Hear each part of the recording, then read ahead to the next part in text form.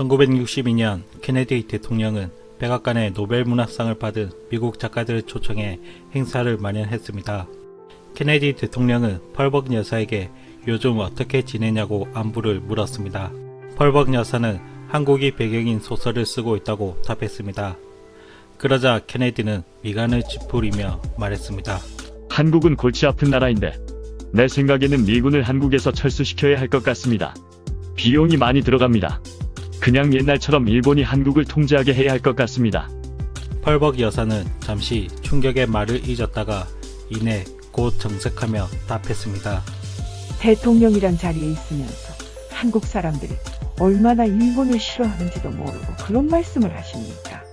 그건 마치 미국이 영국의 지배를 받던 그때로 돌아가라는 소리와 같습니다.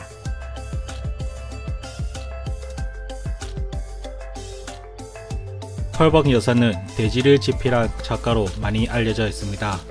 그리고 그녀에 대해서 조금 더 아는 분들은 그녀가 어린 시절부터 오랫동안 중국에서 살아왔다는 점과 그 영향으로 미국인이지만 정체성은 반중국화된 사람이라는 것을 아실 겁니다.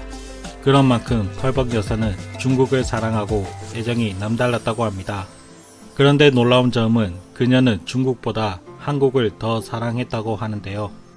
내가 가장 사랑한 나라는 미국이며 다음으로 사랑한 나라는 한국이다. 한국인들은 펄벅 여사는 대지를 지필한 작가로 알고 있지만 대한민국의 독립을 위해 목소리를 내었다는 사실을 잘 모릅니다. 1920년대 난징대에서 여운형, 엄황섭 등 한국 독립운동가의 자녀를 가르쳤고 중국 신문에는 한국인은 마땅히 자치해야 한다는 논설을 쓰기도 했습니다. 1941년에는 미국에서 동서협회를 조직해 유일한 박사와 이승만 박사를 초청해 강연하도록 자리를 마련했으며 본인 역시 한국을 알자 2,500만의 잊힌 친구란 강연을 하기도 했습니다. 특히 미국인이 비웃었던 이승만 박사의 저서 재팬 인사이드 아웃의 내용이 모두 사실이라며 미국인이 읽기를 촉구하기도 했습니다. 그리고 한국인의 밤 행사를 열어 아리랑을 불렀고 한국인이 연합군의 카이로 선언을 믿고 가만히 있을 게 아니라 스스로 독립을 쟁취해야 한다고 주장할 정도로 한국에 대한 놀라운 애착을 보여주었습니다. 그녀가 이렇게 한국에 대한 애착이 생긴 계기는 유일한 회장과의 만남이 시작이었다고 합니다.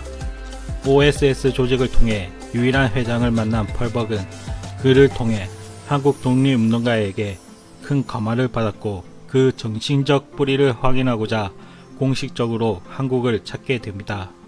1960년 한국 농촌을 여행하던 펄벅 여사는 특이한 광경들을 목격하게 되는데요.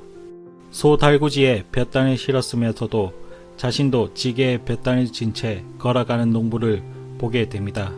펄벅 여사는 이 모습이 신기해서 농부에게 물었습니다. 소달구지에 타지도 않고 왜 힘들게 갑니까? 오늘 우리 수가 일을 많이 해서 고생했으니까 내가 짐을 나눠지고 갑니다. 후에 미국으로 돌아간 펄벅은 이 모습을 세상에서 본 가장 아름다운 풍경이었습니다. 서양의 농부라면 누구나 당연하게 소달구지 위 짐을 모두 싣고 자신도 올라타 편하게 집으로 향했을 것입니다.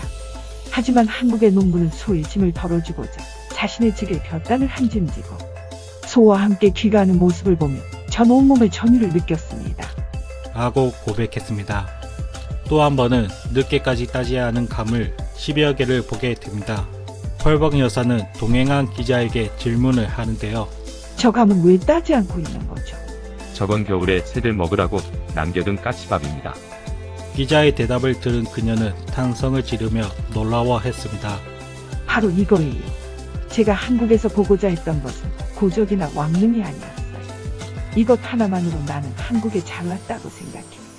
이렇게 독립운동가의 정신의 뿌리를 찾아 한국에 방문해서 경험하고 지켜봐온 것들을 토대로 나온 책들이 한국에서 온 두 처녀, 살아있는 갈대, 새해입니다.